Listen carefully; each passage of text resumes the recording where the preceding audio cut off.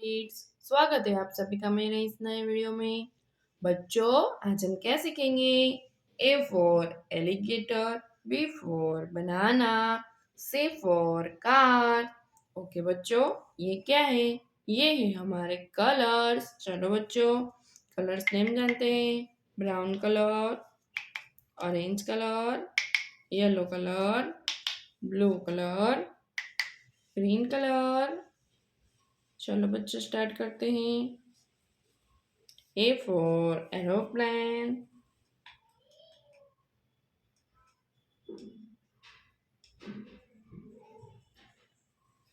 yellow color. A. A for aeroplane, yellow color. A. A के बाद B, orange color.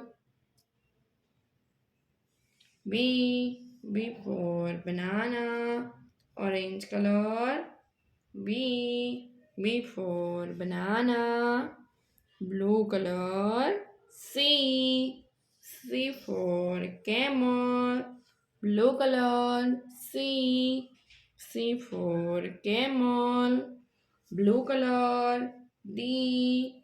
D for dog, blue color. D. D for dog. D के बाद E. E for eagle, green color. E. Green color. E. E for eagle. E के बाद F, brown color. F. F for fish, brown color. F. F for fish.